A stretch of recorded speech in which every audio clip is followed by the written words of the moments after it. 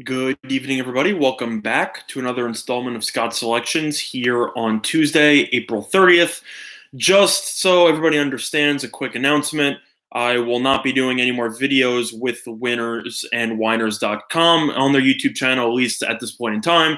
That was just a 2-day thing where Scott Steen was unable to make it, and I filled in for him. So instead of doing 2 videos a day like you've been accustomed to on Sunday and Monday, we will be going back to the regular 1 video formula with statsalt.com and their YouTube channel.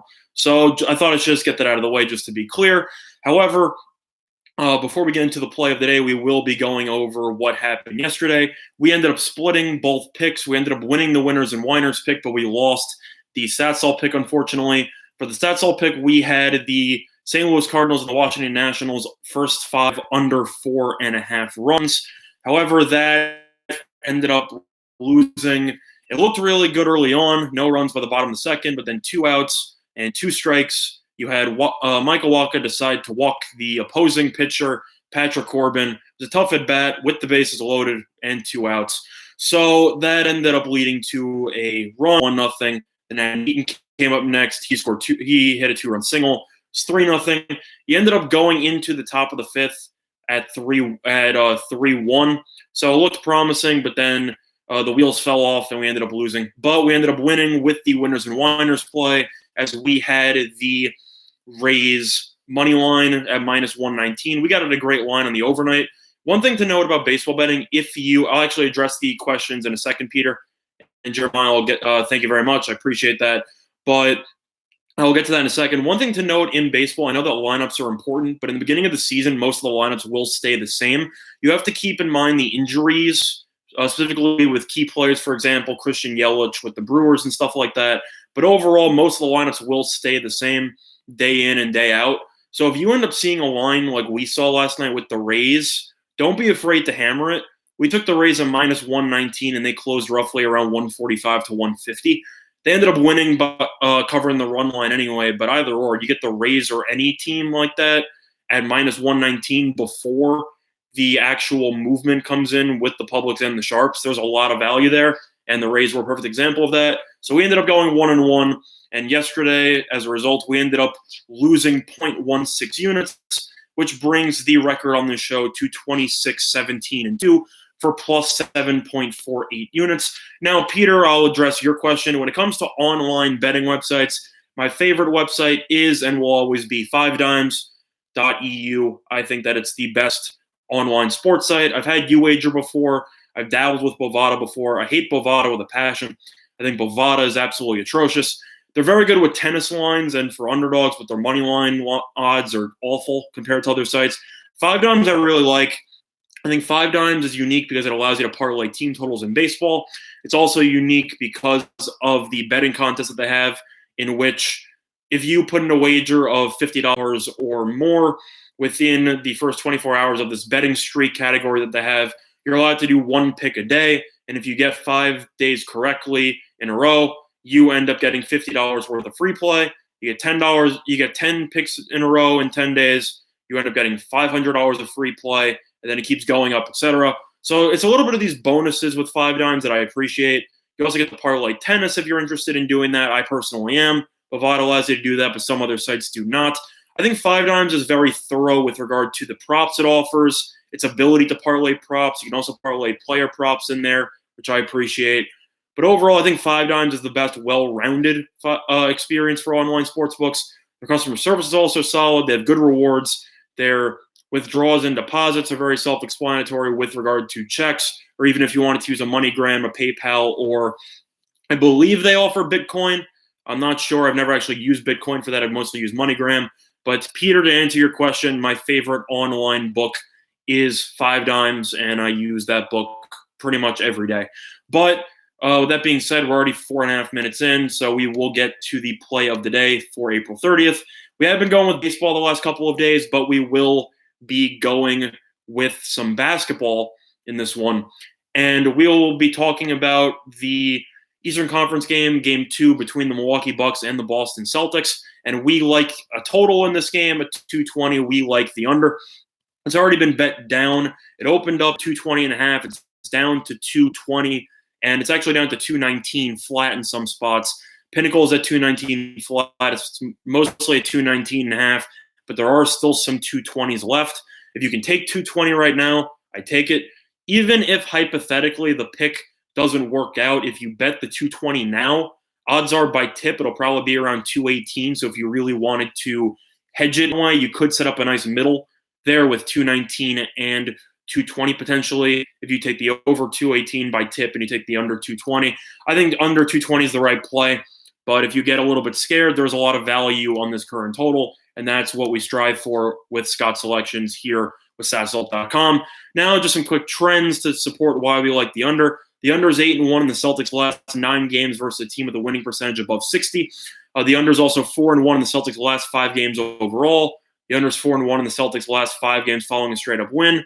And now for the Bucks, the under is 4-1 in the Bucks' last 5 games following a straight-up loss. The under is also 6-2 in the Bucks' last 8 home games versus a team with a winning record. And the under is 6-2 in the Bucks' last 8 conference semifinal games. Now, the main reason why we also like the under is just game flow.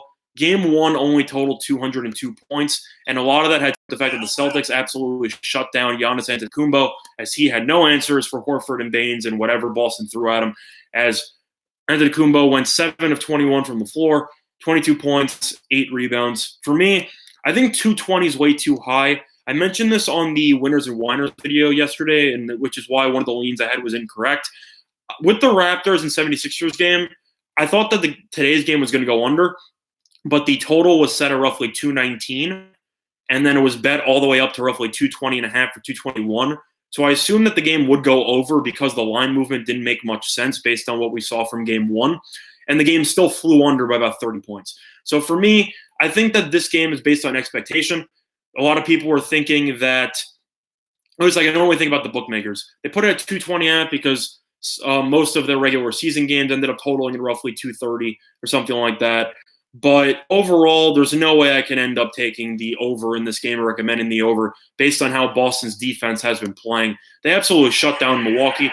Milwaukee only shot 34% from the floor in the game, or 34.8% from the floor. And even if they shoot better, Boston still shot 54%. And they scored 112 points. So based on that, if they both shoot around 40-something%, I think Boston's going to control the pace. I think Boston knows they can't get into a run and gun type of game with the Bucks, or Antetokounmpo will absolutely torch them in the open court. How's it going, Mike, for joining us? So for me, I think that the Celtics, in order to win this game, are going to have to try to slow the pace with Milwaukee. In terms of the spread, I'm a little bit skeptical because it is a must-win game for Milwaukee, and they can't afford to go down 2-0, where Boston has already stolen a game, so they can hypothetically lay an egg in this game, and they'll still have home court advantage throughout the rest of the series. But either way, I don't see both these teams scoring over 110 points. I think this game will be in the low 100s to potential 90s again. So I think 220 is way too high of a total. I would take it now because this will continue to be bet down, and I understand why money has already started pouring in on the under in this game.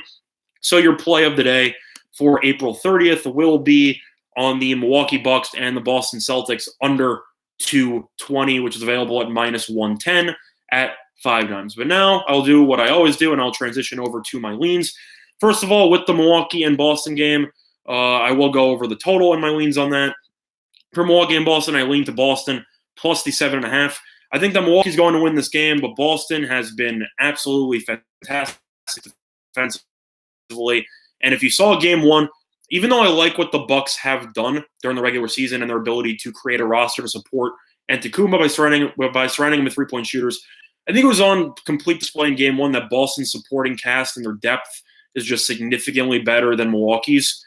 And when you have people like Rozier coming off the bench, as well as you even have the Tatums and the Browns of the world with the Haywards, they have way too many weapons. And I think Milwaukee, even if they do well with the starters, I think their bench is going to get torched. And that's what we saw early on, even with Baines coming in, or Tice, or any of these people for Boston. They all pretty much had success against Milwaukee. Milwaukee was tired. Plus, not to mention, Brad Stevens coached circles around Budenholzer in game 1. And I wouldn't be surprised to see Brad Stevens, who in my opinion is a top 2 coach in all of basketball. I would not be surprised to see him out-coach Budenholzer again. I expect Giannis to play a lot better because he played awfully in game one, but Stevens developed a game plan to stifle him, and I think that they will continue to force Antetokounmpo to shoot from the outside. So I do think this will be a relatively lower scoring game than the projections indicate, and I think this game will end somewhere in the realm of 110, 105 or so. I don't think both teams are scoring at least 110 points, so for that reason, I will be laying with the under, and I will be taking the Celtics with the plus 7.5 as my lean, because I think this game will be a nail-biter throughout, as Boston has had the ability to clamp down defensively throughout the entirety of these playoffs so far. Moving on to the second game, you have the Houston Rockets versus the Golden State Warriors. Total was at 219, up to 220, and up to 220.5 in some spots. It is available at 220 at Intertops. I would personally lean to the over in this game. First game, we correctly predicted to go under just because I thought it was game one. I thought it would be a lot slower. But after what happened at the end of regulation in game one with the questionable foul call, or the lack thereof, on the Harden three-pointer, I'm going to go on record. That was not a foul. Harden stuck his legs out 10 feet, and Green ran into him. That's not a foul. You can't stick your legs out and extend your landing spot. That's not a foul. But I personally think that the referees will be a lot more active in calling these type of fouls in a response to game one. So I expect a ton of free throws in this game, and I think that this game will go over the 220, and I personally like the Houston Rockets plus the 5.5 again. They covered game one. Golden State looked really good in the first half, and then they kind of slowed down. Besides Durant and Curry hit that dagger, Thompson hasn't really done much in recent games, and the Warriors supporting cast is relatively underwhelming. I think that the Golden State Warriors could win this game. I actually think Houston's a live dog. I expect the series to go 7. So I think if it's going to go 7, I think Houston needs to potentially steal one.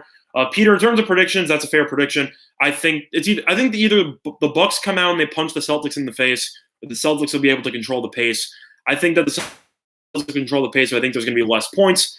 I think the Bucks could win this game, and I think they should win this game because the odds of a 1 seed falling down 2-0 are pretty low.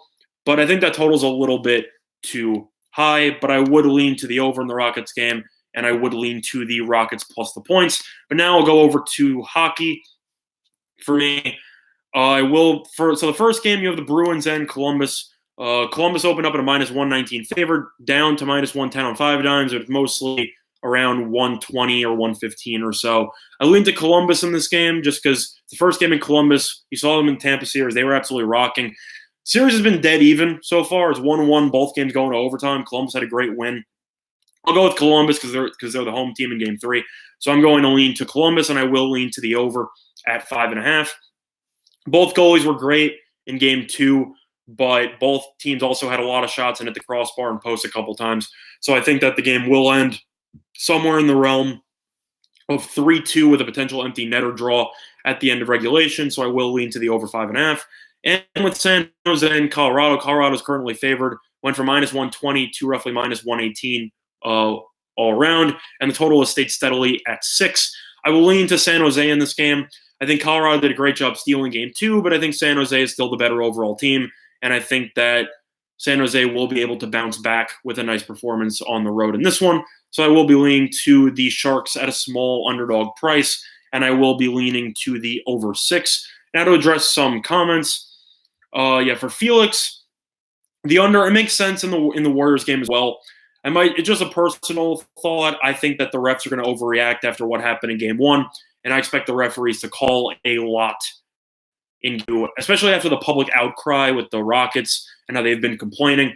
I would not be surprised to see both teams shoot somewhere in the realm of 30 free throws, 20-something to 30-something free throws.